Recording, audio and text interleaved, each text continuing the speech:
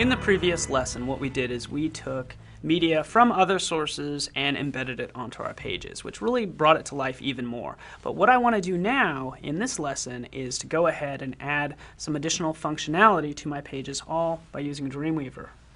So the page I'm going to deal with is going to be this menu HTML page. And again, if you've been following along, you should have all of... Alright, again, this menu HTML page is the one I want to deal with. So I'm going to go ahead and launch Dreamweaver. And in the Files panel, right down here, I'll double click on the menu HTML page. So there does happen to be an SWF file at the top which plays. It's just a little animation. We have a video here as well. And then right down here we have the menu. And this gets to be quite a lengthy page. And personally, I'm not crazy about how long it is. And what I want to do is to put each category into its own little tab. Okay, so I'm going to have multiple tabs that are all sort of running horizontally, all stacked on top of each other for the menu items, so I don't have all of this content to scroll through. Alright, so what I'm going to do is I'm going to use what is called Spry. Now, Spry is just Adobe Dreamweaver's version of interactivity using other technologies such as JavaScript and some XML. So again, it's not important to me. What's important to me is how to use these features and the differences in how they work compared to HTML code. Alright, so the first thing I'm going to do is I'm just going to go ahead and put my cursor before this antipasti word, and I'm going to hit return just to add a space, because right here, this is where I'm going to add a Spry accordion widget.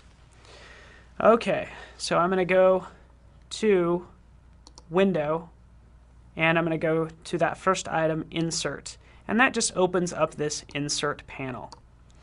Okay, so I'll expand that down, and I actually already have Spry selected, but if you are in any one of these other areas, just go ahead and select Spry.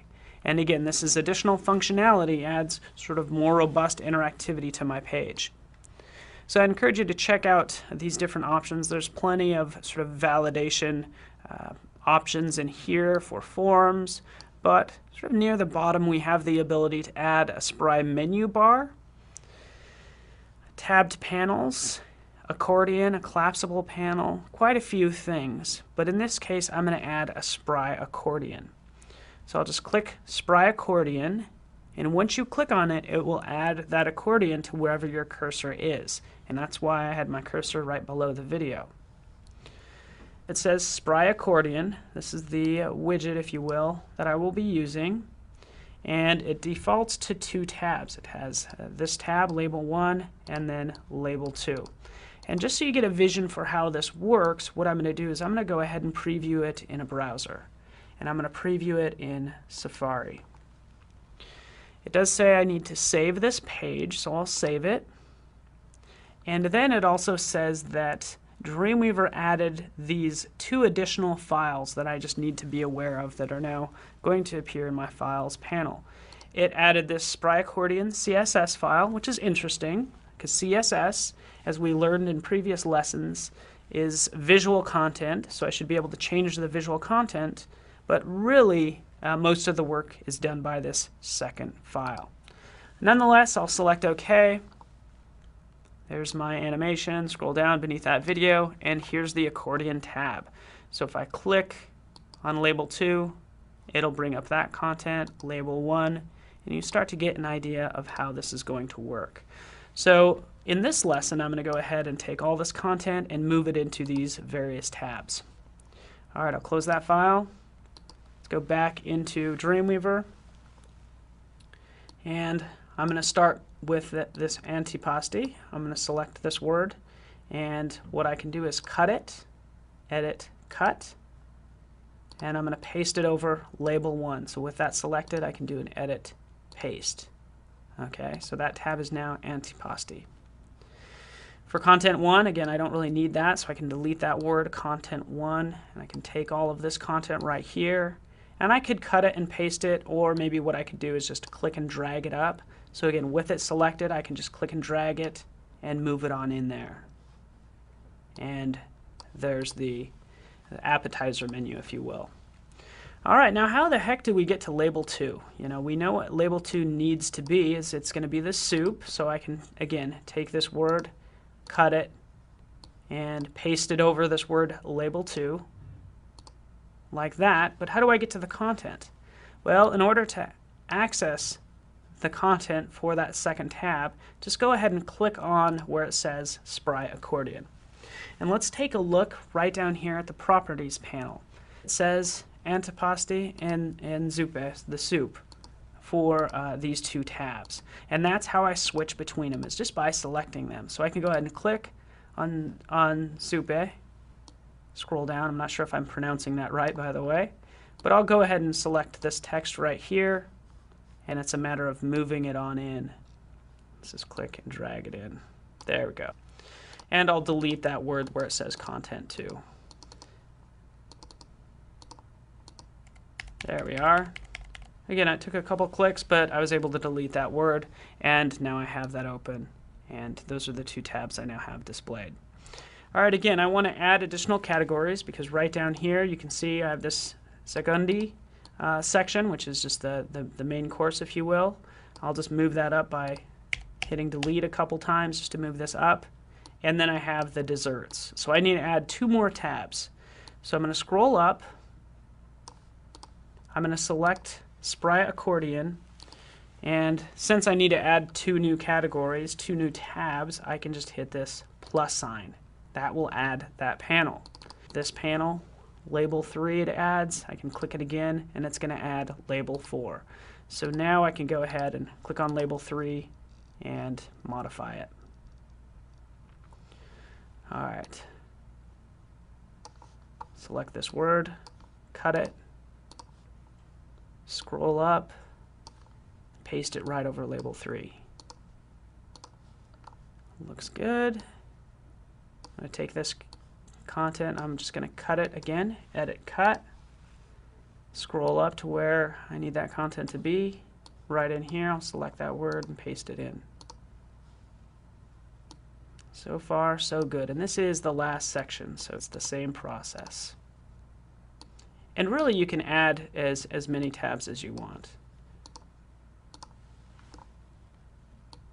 And we'll take this content, and again, what's nice about this is I can always add sort of more to this menu, and my page doesn't change in length. So I'll cut this. And at this point, I'm just going to hit delete a couple times just to get rid of this white space at the bottom. And again, right here in Content 4, I'll do an edit, paste, and that looks pretty darn good.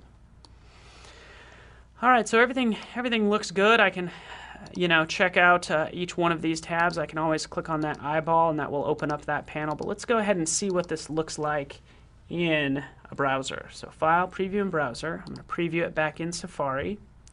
It's going to ask me to save it. I'll scroll down. And it defaults to this section, this first section, this antipasti. If I want to go to soup, I'll click on that. And notice how everything turned blue because I actually clicked on it and that activates this panel, this accordion panel. But as I click on each tab, it will go ahead and expand out that content. But this is much easier to digest, if you will, when it comes to seeing what the menu is. But I'm running into this issue where I'm not crazy about this color. This blue really isn't working with my theme here. So I'm going to go ahead and change that blue to an orange. So I'll close that browser. I'll go back into Dreamweaver.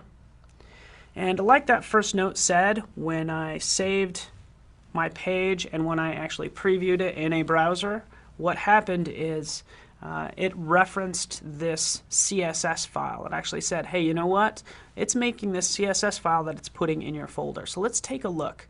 I'm going to minimize that insert panel, and I'm going to go ahead and expand out that CSS styles panel.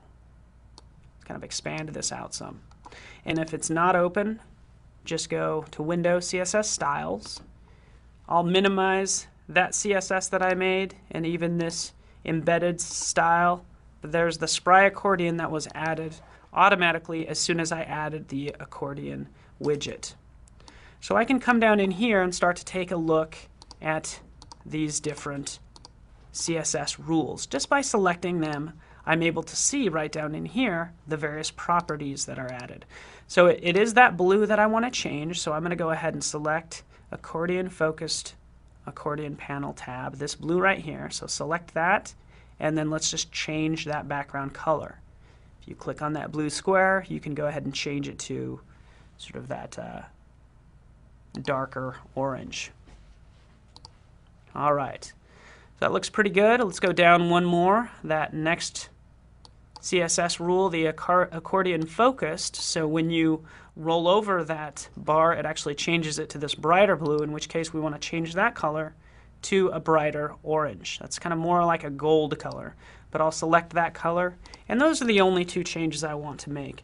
I really encourage you to check out all of these various properties and all of these rules to really match whatever site you're dealing with, because it is quite flexible when it comes to the visual properties of this accordion widget or any CSS file that has been added. So again, the last step is to go ahead and preview it back in Safari. We'll ask to save the page. Here we are. I'll scroll down. And again, as soon as I activate it, as soon as I click on it, and I will have to refresh this page real fast, but I hit the refresh button, I'll click on it, and you can see that these are the colors that are changed, and Opacity actually is open by default, and I can click through this other content as well. And what I love about Spry is I don't have to write any code. It's really just a matter of selecting it from the Insert menu from the Spry section. You can drop it onto any page that you want to.